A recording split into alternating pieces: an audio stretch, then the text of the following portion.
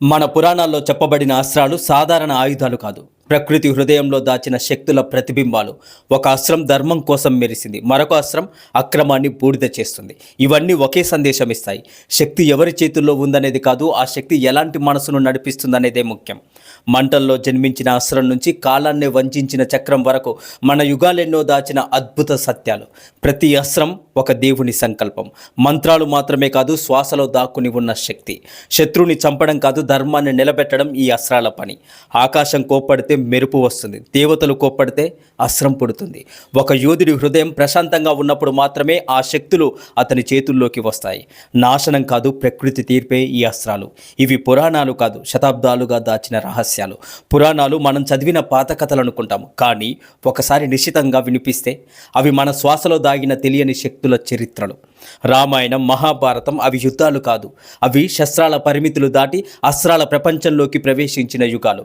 మనుషులు శక్తివంతులు కావచ్చు, కానీ వాళ్ళ వెనుక నిలబడి ఉన్న శక్తులు మాత్రం దేవతలు, గ్రహాలు, ప్రకృతి మూలకాలు. ఆ కాలంలో యోధులు కేవలం బలం కాదు, తపస్సు, నియమం, ధర్మం, మంత్రశక్తిని కలిపి శూన్యంలో నుండి శక్తిని పిలిచేవారు. చేతిలో పట్టే కత్తి, గద, ధనస్సు ఇవన్నీ శరీరం మీద పనిచేస్తాయి, కానీ అస్త్రం అది ఆత్మల మీద పనిచేస్తుంది. అస్త్రం ప్రకృతి మీద ఆజ్ఞలను జారీ చేస్తుంది. అస్త్రం సృష్టిని రద్దు చేయగల శక్తిని కలిగి ఉంటుంది. నారాయణాస్త్రం ఆకాశాన్ని అగ్నిమయంగా చేస్తుంది. బ్రహ్మాస్త్రం భూమి శ్వాసనే ఆపేస్తుంది. పాశుపతాస్త్రం అయితే సృష్టి పుటల్ని మడత పెట్టేస్తుంది. పాము శక్తితో నాగపాశము, జలనాదంతో మెరుపు తెప్పించే వరుణాస్త్రం, ఆకాశం గద్దించేటట్లు చేసే వజ్రాయుధము, కాలాన్ని మోసే సుదర్శన చక్రం ఇవి వర్ణనలు కాదు, అవి ఒకప్పుడు యుద్ధ భూమిని శాసించిన అస్త్రాల రాజ్యం. చరిత్ర చెబుతున్నది ఒకటే, అస్త్రాన్ని పొందడం కష్టం, కానీ దాన్ని ఉపయోగించడానికి అంతకంటే పెద్ద ధర్మం కావాలి. ఈరోజు ఆ 8 మహా అస్త్రాల వెనుక దాగి ఉన్న రహస్యాలు, అవి ఎలా పనిచేశాయి, ఎందుకు భయపెట్టాయి, ఎవరికిచ్చాయి, ఎవరి చేతుల్లో ప్రపంచాన్ని మార్చాయి, అన్నీ ఒక్కొక్కటిగా తెలుసుకోబోతున్నాం. మొదటిది నారాయణాస్త్రం. ఈ అస్త్రము శత్రువులపై దాడి కాదు, ఇది వారి అహంకారంపై తీర్పు. నారాయణుడి శ్వాసలో నుంచి పుట్టిన ఈ అస్త్రం ఒక్కసారి మేల్కొంటే ఆకాశం మంటల్లో తేలుతుంది, గాల్లో బాణాలు గర్జిస్తాయి, వ్యూహాలు, కవచాలు ఇవన్నీ అగ్నిలా మారిపోతాయి. ఈ అస్త్రం ప్రత్యేకత ఏమిటంటే, శత్రువు ఎంత ప్రతిఘటిస్తే అంతగా ఇది తన కోపాన్ని రెట్టింపు చేసుకుంటుంది. ఎవరైనా ఈ నారాయణాస్త్రాన్ని ఎదుర్కోవడానికి విల్లు ఎత్తినా అదే అస్త్రం వాళ్ళ మీద పిడుగు రూపంలో పడుతుంది. దీనికి ఒకే ఒక్క పరిష్కారం ఉంది, అహంకారాన్ని వదిలేయడం.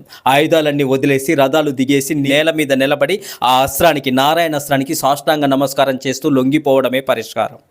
అశ్వత్థామ మహాభారత రణరంగంలో దీనిని ప్రయోగించినప్పుడు పాండవ సైన్యం దాని గర్జన చూసి దేవతా శక్తి ఎంత గొప్పదో అర్థం చేసుకున్నారు. రెండవది బ్రహ్మాస్త్రము. సృష్టికర్త అయిన బ్రహ్మదేవుని పేరులో పుట్టిన ఈ అస్త్రం ఒక్కసారి దూసుకెళితే లక్ష్యం దాకా దాని దారి ఎక్కడా తప్పదు. ఇది పడే ప్రదేశం ప్రకృతి వర్ణం తుడిచిపెట్టుకుని పోతుంది. మట్టికి జీవం ఉండదు, గాలికి చల్లదనం ఉండదు. అక్కడ 10 యుగాలు గడిచినా మొక్క అనేదే మొలవదు. ఈ అస్త్రం శక్తి మనుషుల శక్తితో పోల్చబడదు, ఇది సృష్టిపైనే పెనురేఖను వేస్తుంది. అందుకే గురువులు హెచ్చరించారు, ధర్మం నడవని చోట మాత్రమే బ్రహ్మాస్త్రం నడవాలి. ఎందుకంటే ఇది ప్రయోగించబడితే చూసేది యుద్ధం కాదు, ప్రపంచం మీద గాయం. బ్రహ్మాస్త్రం ఇతర అస్త్రాలు పనిచేయనప్పుడు మాత్రమే వాడాలి. మూడవది పాశుపతాస్త్రం. శివుడు ఇచ్చే వరం అంటే అది ఆయుధం కాదు, విశ్వం చేతుల్లో పెట్టిన ఒక బాధ్యత.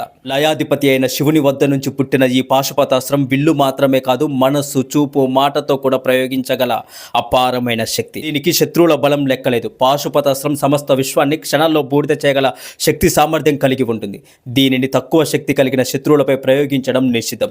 మహాభారతంలో అర్జునుడు శివుని కోసం తపస్సు చేసి కిరాతక అర్జునీయ యుద్ధం తర్వాత ఈ అస్త్రాన్ని వరంగా పొందాడు అర్జునుడు. అయితే అర్జునుడు దీనిని యుద్ధంలో ఎప్పుడూ కూడా ఉపయోగించలేదు. ఎందుకంటే ధర్మం అన్నది విజయం తర్వాత కాదు, విజయం ముందు నిలబడాలి. నాలుగవది నాగపాశం. ఈ అస్త్రం గాయపరచదు, బంధిస్తుంది. రక్తం కాదు, భయమే పడి చనిపోతుంది. నాగుల యొక్క శక్తి, విషం, కోపం ఒక్క అస్త్ర రూపంలో ఉంటే అదే నాగపాశం. దీన్ని ప్రయోగించిన యోధుడి శత్రువు ఎంత బలవంతుడైనా ఒక్క క్షణంలోనే విషపూరిత పాముల వలయంలో చిక్కుకొని పోతాడు. రామాయణంలో మేఘనాథుడు రామలక్ష్మణులను ఈ అస్త్రంతోనే బంధించినప్పుడు ఆకాశం మీద ఒక నిశ్శబ్దం ఏర్పడింది.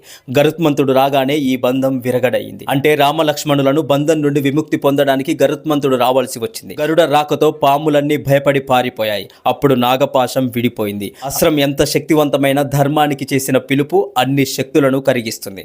అగ్ని అస్త్రం. అగ్నిదేవుని శ్వాస ఇది, యుద్ధం మీద జ్వాల ఇది. ఈ అస్త్రం వెలిగితే నాశనం కాదు, అగ్నిదేవుని తీర్పు మొదలవుతుంది. అగ్నిదేవుని శక్తి పిలుస్తూ ఈ అస్త్రం ఆకాశం వైపు ఎగిరితే గాలి అగ్గిరంగు దాలుస్తుంది. శత్రువు కాదు, వారి ఆశలు ముందుగా కాలిపోతాయి. దీనిని ప్రయోగించినప్పుడు భయంకరమైన మంటలు ఉద్భవించి శత్రు సైన్యాన్ని కాల్చివేస్తాయి. ఈ అస్త్రం వేడిని తట్టుకోవడం అసాధ్యం. దీనిని నిర్వీర్యం చేయడానికి లేదా దీని ప్రభావం తగ్గించడానికి వరుణాస్త్రాన్ని ఉపయోగిస్తారు. ఈ అగ్ని జ్వాలలను ఆపగల శక్తి వరుణాస్త్రానికి ఉంటుంది. 6వది సుదర్శన చక్రం. సుదర్శన చక్రం యొక్క ప్రత్యేకత ఏమిటంటే ఇది మనోవేగంతో ప్రయాణిస్తుంది. శత్రువును సంహరించిన తర్వాత తిరిగి యజమాని చేతికి చేరుతుంది. దీనిని ఎవరూ ఆపలేరు. శ్రీ మహావిష్ణు శ్రీకృష్ణుని చేతుల్లోని ఈ 108 అంచుల దివ్య చక్రము యుద్ధంలో ఆయుధము కాదు, అదృష్టాన్ని తిరగరాసే శక్తి. మనసు నిర్ణయం ఇస్తే శరీరం కంటే ముందుగా దూసుకొని పోతుంది. దీనికి అడ్డుపడేవారు లేరు. దీని వేగం కంటికి కనిపించదు, కానీ దాని తీర్పు మాత్రం సరిగ్గా హృదయంపై నిలుస్తుంది.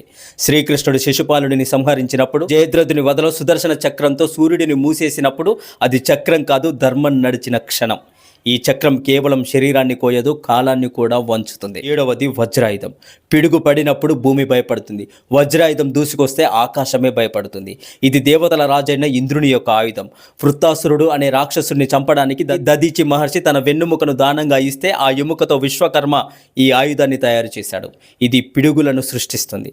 దీని దెబ్బకు పర్వతాలు కూడా మొక్కలైపోతాయి, బద్దలవుతాయి. 8వది వరుణాశ్రమం. నీటికి కూడా కోపం ఉంటుంది. మంటలకే హృదయం ఉందని అనుకుంటాం, కానీ నీటికి కూడా ఒక స్వరం ఉంది. అది శాంతం కాదు, అది నిర్ణయం. వరుణదేవుని ఆజ్ఞతో ఒక్కసారి ఈ అస్త్రం ప్రయాణిస్తే ఆకాశం నుంచి ఎలాంటి సూచన లేకుండా భారీ వేగంతో నీటి అలలు పడతాయి. ఇది వర్షం కాదు, రణభూమి మీద సముద్రం కదలడం. ఇది అగ్ని అస్త్రాన్ని ఆర్పగల ఒక గ్రహశక్తి.